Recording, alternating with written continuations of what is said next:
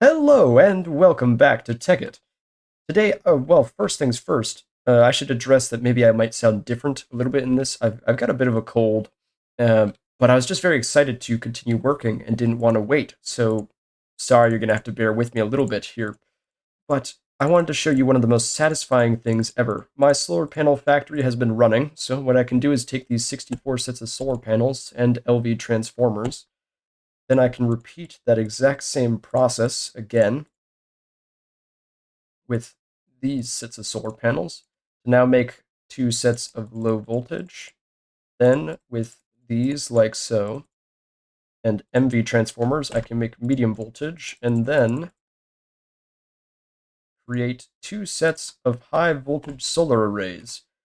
This is basically what I do. I just wait for this to fill up, but it's so satisfying once you've got like two sets of, 8 stacks of 64 to just place it all in there and get a ton of energy out of it.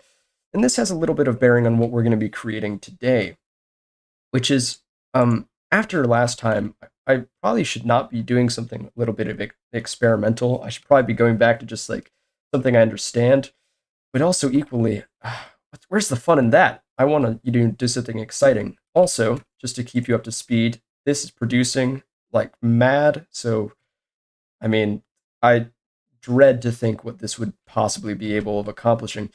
But what I'm going to do is come up here, and this is where I'm going to be making the, well, what I'm going to be creating today. So what I'm first going to do is take some pneumatic tubes here, and I probably want to find something like the center. So I will look here. It's probably this block. Let's see, 1, 2, 3, 4, 5. Yes, and 1, 2, 3, 4, 5. Excellent. So what I can do is draw out these pneumatic tubes. Now these have to cover every single block within here. So I'm going to quickly do this. And while I do it, I will talk a little bit about what I'm making, although it probably won't take me that long. But I want to make a chicken farm. I know that food isn't really something that I need anymore, given this, where'd my lifestone go? Oh, that's not good. Well, anyhow, I'm sure I'll find that again at some point, but regardless of that fact, I still think it's fun to make food, and given that I've got that restaurant all the way down there, it only makes sense to actually make food for it to, well, use. So what I'm going to do is glitch to the floor in a terrifying manner. First things first, I'm going to place a pneumatic tube like so, and find the center, and then I will grab a chest out of here, and there we are. So each of these spots above the pneumatic tubes will be a transposer, which means that whenever an item is dropped, it will collect that item. So what I'm going to do with this is collect the chicken dropped from, well, chickens when they mature. So the system will collect eggs, bring them up here, disperse them, and then once they're dispersed, chickens will stay in here until they're fully grown, and then they will be killed off as a manner of collecting, well, chicken. Well, I think it may fire if I place it like so. We can test this, of course, by getting something like a bit of cobblestone and seeing if this deploys. Yes, it does. So we can remove that now. There we are. And that cobblestone just got sucked up, but that's fine.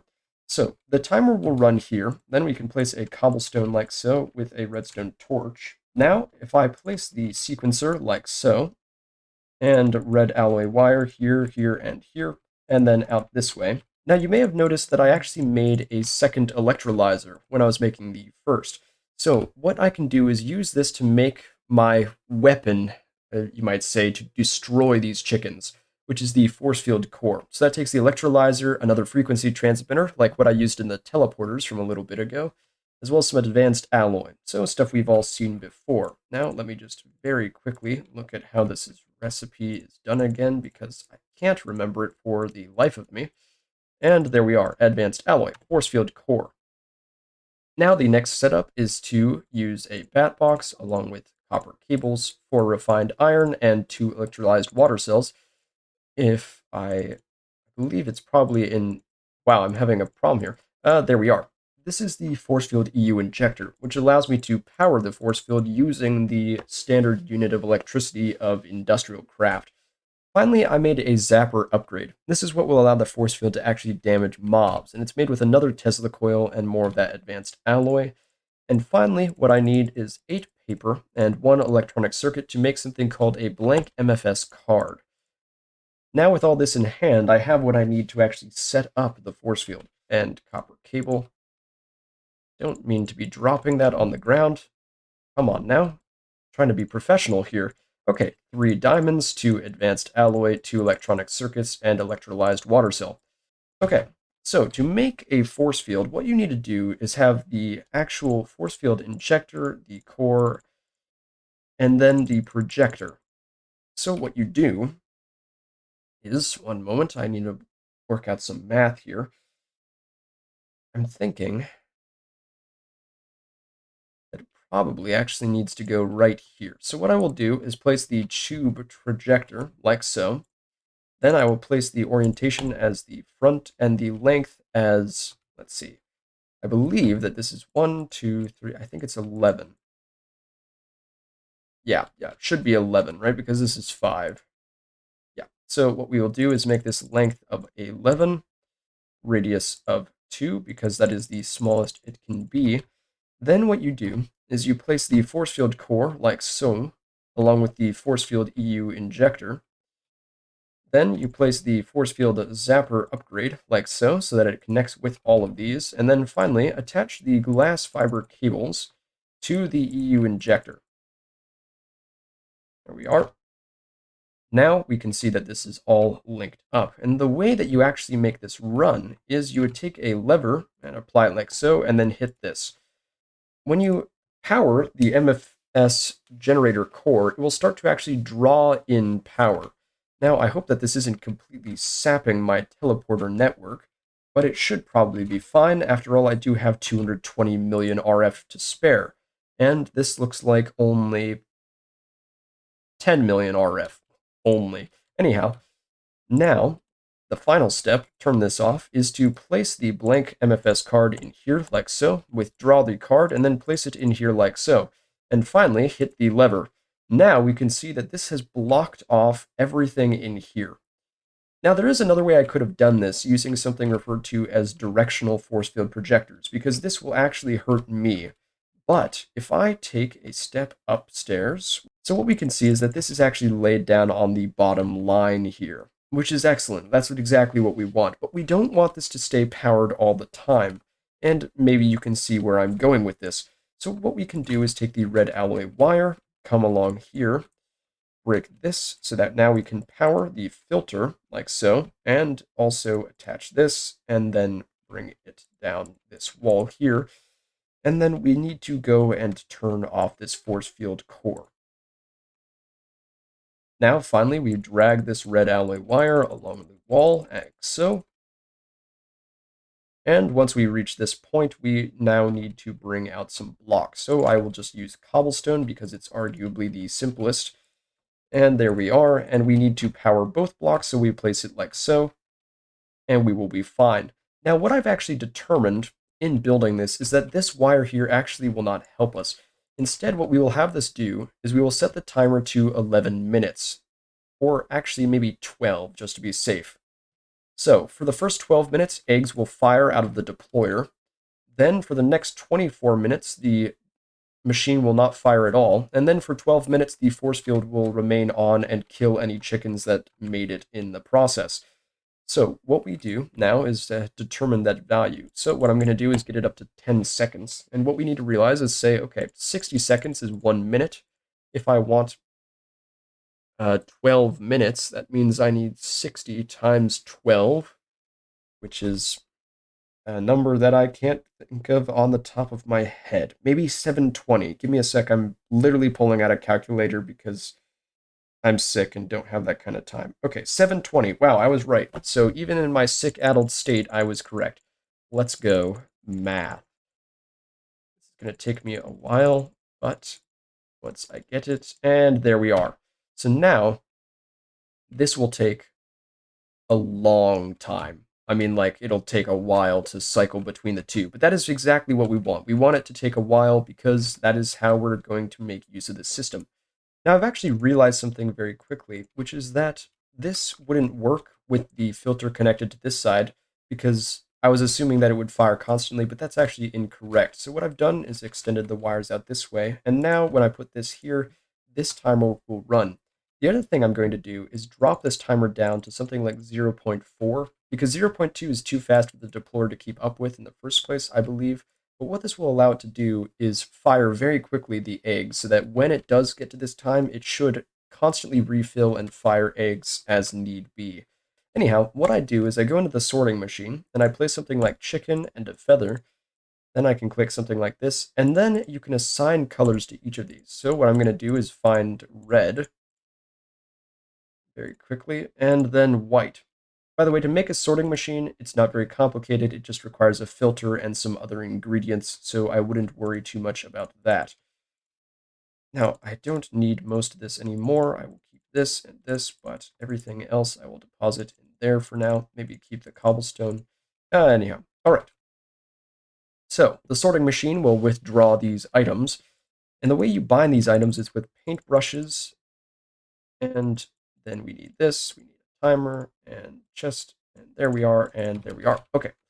And I also need the pneumatic tubes once again. Okay, so what I can do is go like this, then place an incinerator like so. This block just requires cobblestone and lava. Hang on a minute, I need to sleep. My apologies, it's constantly nighttime here for some reason. Okay, so the incinerator is just made with lava and cobblestone, and all it does is burn any items going into it. Because I could make EMC out of the feathers, after all they are rather expensive, but I just couldn't be bothered. And honestly, it's not that important, given the fact that I have a crazy amount of red matter, which I didn't even show you. I still need to do that. Either way, then we will place a blue electric furnace like so, because it has to be oriented that way, I believe, so that the red goes into here. This means that this will fill with the chicken, and then all I need to do is take a blue alloy wire like so and connect it up to this, then replace my torch. Now, I have to place it there, I suppose. And there we are. Now the blue electric furnace and the sorting machine are receiving power, which means that this system is now actually fully complete, although there is no extraction. But what I can do is come up here and you'll see, oh, yes, okay. So the chickens are being thrown in here. As you can see, there's quite a number of them because this is firing for 12 minutes, I believe. Then, after this fires for a long time, it will wait for a total of 24 minutes and then kill all of the fully grown chickens and disperse them down here. So now we have this. I will attach a filter like so. Then a pneumatic tube and a chest. This is my outfilter pipe. Now, in order for me to make this happen, what I need to do is actually go like so and like so. Because, like everything in Redpower, it takes the impulses in order for it to run. So we need more red alloy wire very quickly, and there we are. So now the sorting machine will pull out as it needs to be whenever it has items, and then we can drag this along here, and there we are. Now the filter will also pull out, and this doesn't need to run super often because, well, it will only run for, well, for however many chickens I get, which I can't imagine will be that many. So now I place everything back in here and drop all my items on the ground like a fool. And now I believe that this means that my machine is fully complete. And you may wonder why I've left this here, but that's because I plan to use the chicken for more than just its standard purpose. Project wouldn't be complete without some use of EMC because, I mean, come on, it's me. At this point, might as well expect it. But I wanted to be sure that I was doing it right. My plan is to create every other product of meat via that chicken. Now I'm going to just set up here, and as we can see, they're all cooked. So there we are. The cooked chicken generator seems like it's fully operational.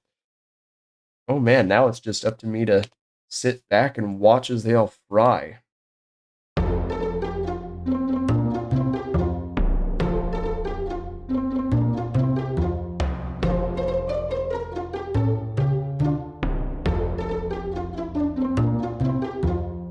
And oh dear, they all just got vaporized. Oh man, okay.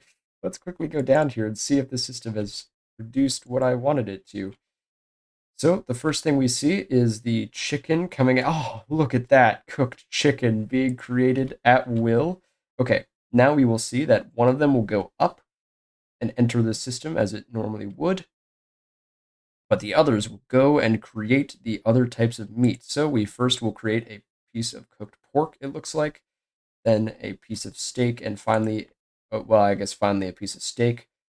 Once that's in there, then this will extract that, and they will all be transferred along the system, which means that my restaurant is now nearly fully stocked. We're already we have automatic bread, cookies, cake, and all the food. Oh yes, my farming empire grows daily. Look at this. This system is just, I'm so proud of this. You have no idea. This is spectacular. All right, well, thank you for tuning in. This is a raging success. I'm gonna call it here. Thank you as always for watching Tekkit. Seriously, drop a like. This video, I'd like this, but I'm biased. So, let me know what you think. Anyhow, I'm done here. Bye.